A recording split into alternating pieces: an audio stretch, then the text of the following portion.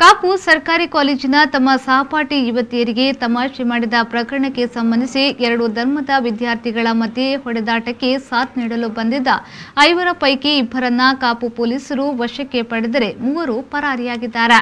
ಕಾಪು ಹಳೆ ಮಾರಿಯಮ್ಮ ದೇವಸ್ಥಾನದ ಬಳಿಯ ಸರ್ಕಾರಿ ಕಾಲೇಜಿನಲ್ಲಿ ಬಹಳಷ್ಟು ದಿನಗಳಿಂದ ಗಲಾಟೆಗಳು ನಡೆಯುತ್ತಿತ್ತು.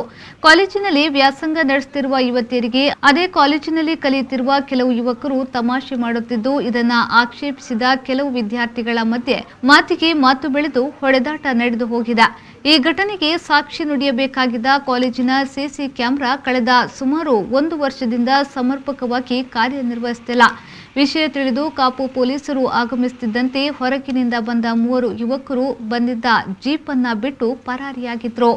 ಉಳಿದಿಬ್ಬರನ್ನ ಪೊಲೀಸರು ವಶಕ್ಕೆ ಪಡೆದಿದ್ದಾರೆ. ಈ ಬಗ್ಗೆ ಮಾತನಾಡಿದ ಕಾಪು ಎಸ್ಐ ರಾಘವೇಂದ್ರ ಅವರು, ಮಕ್ಕಳ ಭವಿಷ್ಯದ ಹಿತದೃಷ್ಟಿಯಿಂದ ಒಂದು ಬಾರಿ ಕ್ಷಮಿಸಿ ಎಚ್ಚರಿಕೆಯನ್ನ ನೀಡಿ ಬಿಡಲಾಗುವುದು. ಕಾಲೇಜು ವಿದ್ಯಾರ್ಥಿಗಳ ಹೊಡೆದಾಟಕ್ಕೆ ಮೂಗು ತೂರಿಸಲು ಬಂದಿರುವ 2 ವಶದಲ್ಲಿದ್ದಾರೆ. ಪರಾರಿಯಾದ ಮತ್ತೆ 3ರನ್ನ ವಶಕ್ಕೆ ಪಡೆದು ಇವರ ವಿರುದ್ಧ ಕಾನೂನು ಕ್ರಮ ಕೈಗೊಳ್ಳುವ ಭರವಸೆಯನ್ನ ವ್ಯಕ್ತಪಡಿಸಿದ್ರು.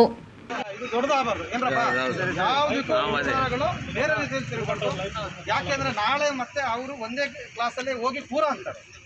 ಅವರಲ್ಲಿ ವಿಷ ಬೀಜ ನಾವು ಬಿತ್ತೋದು ಬೇಡ. ಅವ್ರು ಏನಿದ್ದಾರೆ ನಾಳೆ ಮತ್ತೆ ಯಥಾಸ್ಥಿತಿಯಲ್ಲಿ ಹೋಗಿ ಕುತ್ಕೊಂಡು ಮಾತಾಡ್ಕೊಂಡು ಅವರು ಶಿಕ್ಷಣವನ್ನ ಕಲೀಲಿ ಅನ್ನೋದು ನಮ್ಮ ಆಸೆ. ಸೊ ಅದನ್ನ ಮಾಡಬೇಕು, ಅದನ್ನ ಮಾಡ್ಕೊಂಡು ಅವ್ರಿಗೆ ಕರ್ಕೊಂಡು ಬಂದಿದೆ. ಸೊ ಯಾವುದು ಇಲ್ಲಿ ತಿಳಿಯುವುದಿಲ್ಲ, ಏನಿದೆ ಅದನ್ನ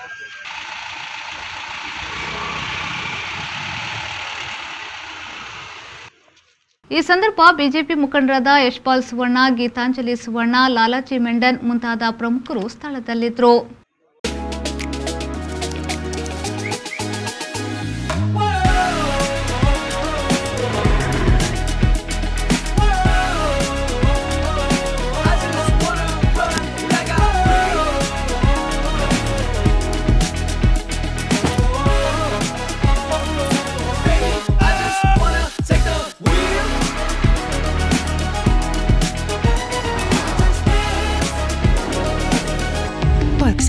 Volkswagen Mangalore, Airport Road, Yayadi, Mangalore. Volkswagen.